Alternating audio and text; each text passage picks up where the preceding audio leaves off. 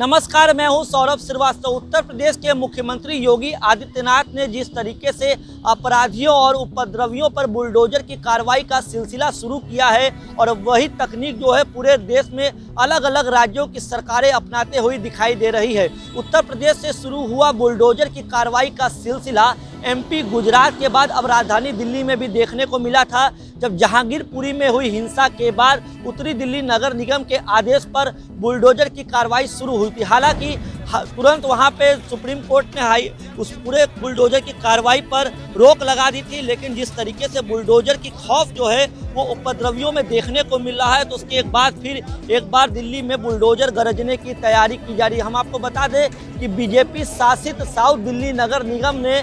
Bulldozer चलाने की एक तैयारी कर रहा है, जिसके तहत शाहीन बाग, जो कि नागरिकता कानून के खिलाफ में जो विरोध प्रदर्शन का केंद्र रहा, शाहीन बाग के आसपास की ओखला समेत अन्य इलाकों को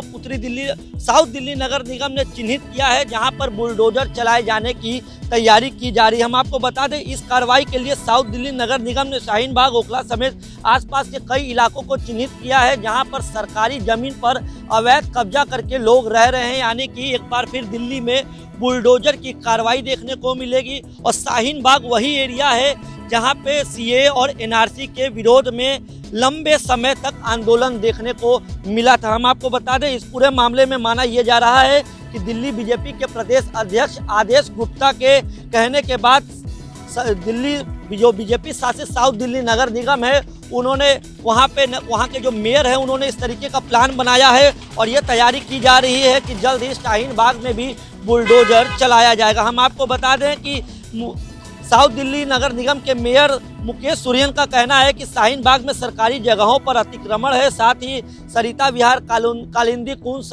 और ओखला जो आसपास के इलाके हैं, वहाँ पे भी भारी मात्रा में अतिक्रमण है, जहाँ पे बाहरी लोग यानी कि रोहिंग्या मुसलमान ज़्यादा संख्या में रहते हैं। ऐसा साउथ दिल्ली के नगर निगम के मेयर मुकेश सुरेन का कहना। हम आपको बता दें, मुकेश सुरेन ने यह भी कहा कि हम दिल्ली में अतिक्रमण के खिलाफ बड़ा अभियान चला रहे हैं। दिल्ली में रोहिंग्या व बांग्लादेशियों ने बहुत जगह कब्जा किया हुआ है। शाहीन बाग में सरकारी जगहों पर अतिक्रमण है, उसको हटाने का काम जल्द ही शुरू किया जाएगा। इसके साथ ही मेयर मुकेश सुरेन ने आम आदमी पार्टी की सरकार के साथ साथ कांग्रेस को भी घेरा है। उन्होंने कहा है कि पिछले कई सालों से दिल्ली में आम आदमी पार्टी की सरकार है,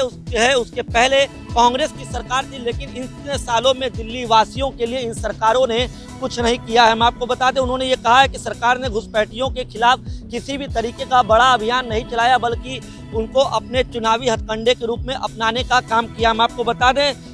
जिस तरीके से मुकेश सुरेन ने कहा है, तो ये लगता है कि अब जिस तरीके से जहांगीरपुरी में बुलडोजर की कार्रवाई शुरू हुई थी, हालांकि कुछ याचिका पड़ी थी, जिसके बाद सुप्रीम कोर्ट ने 2 घंटे के अंदर ही बुलडोजर की कार्रवाई पर रोक लगा दिया था, लेकिन बुलडोजर का खौफ वहां पर देखने को मिल रहा था। जो हिंसा से जुड़े हुए लोग थे, जो हनुमान जयंती के अवसर पर शोभा यात्रा में पथराव किए थे, जिसके बाद एक हिंसा की तस्वीरें निकल के सामने आई थी, तो अब उसके बाद एक बार फिर दिल्ली के शाहीन बाग, जो कि नागरिकता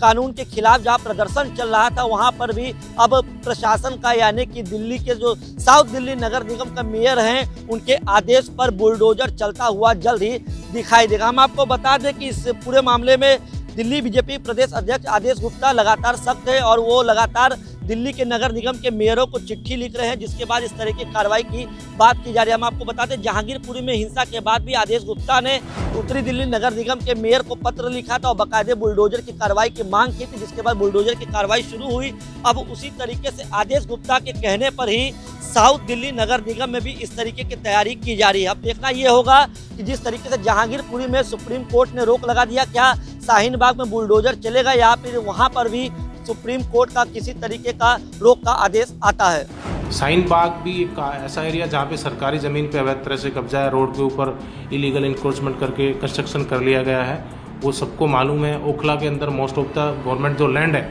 उन पे अवैध निर्माण हो करके माफियाओं के द्वारा कब्जा किया है।